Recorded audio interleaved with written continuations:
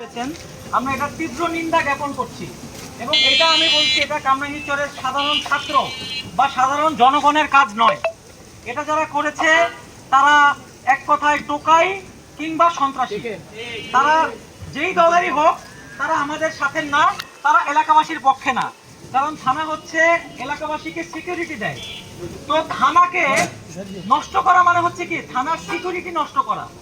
আমাদের সিকিউরিটি আপনারা হ্যাম্পার করেছেন, তাই আপনারা আমাদের শুভাকাঙ্ক্ষী না বা আপনাদেরকে আমরা কোনোভাবে আমাদের সাথে মানুষ মনে করি না। আপনারা এক সেন্সে আমাদের শত্রু, আপনারা থানার শত্রু, আপনারা এলাকাবাসীর শত্রু, আপনারা এই শত্রুর মতো কাজ করেছেন। তাই আপনাদেরকে বলবো ভবিষ্যতে এই ধরনের কাজ করার দুঃসাহস কেউ দেখাবেন না, ঠিক আছে? থানার আশেপাশে কোনো প্রকার মানে রাজনৈতিক স্লোগান দেওয়া, কোনো প্রকার মানে সহিংসতামূলক কোনো প্রকার স্লোগান দেওয়া এগুলোও যাবে না।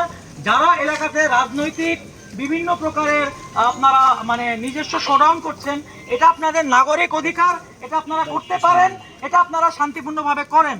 তবে থানায় আমাদের সম্মানিত যে ওসি স্যার আছেন, আমরা যতদূর জানি যে ওসি সাহেব উনি নিউট্রাল ছিলেন। কারণ আমরা কামরাঙ্গীরচর থেকে যারা ছাত্র আন্দোলনে গিয়েছি, আমরা বিচ্ছিন্নভাবে কামরাঙ্গীরচর থেকে গিয়েছি, আমরা থানার দ্বারা কোনো প্রকার বাধা প্রাপ্ত হই নাই। আমরা কি থানা দ্বারা কোনো বাধাপ্রাপ্ত হয়েছি? জোরে বলতে হবে। আমরা বাধাপ্রাপ্ত হয়েছিলাম আমাদের ক্ষমতাসীন রাজনৈতিক দলের দ্বারা, ঠিক আছে? আমাদের যে রাজনৈতিক দল ছিল তারা আমাদেরকে কাউকে কারো বাড়ির সামনে গিয়ে তারা দাঁড়িয়েছিল, কাউকে বাসা থেকেই বের হতে দেয় নাই, কাউকে হুমকি দিয়েছে, কাউকে ফেসবুকে হুমকি দিয়েছে। কিন্তু কথা হচ্ছে পুলিশ থেকে আমরা ওই রকম কোনো বাধা পাইনি। তো কথা হচ্ছে আমাদের পুলিশের উপরে এই ধরনের কোনো ক্ষোভ বা দুঃখ নাই।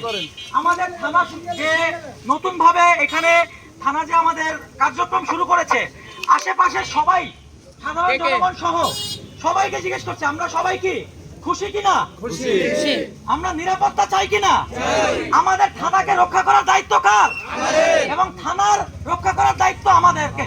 থানা আমাদেরকে রক্ষা করবে, আমরা থানাকে রক্ষা করব।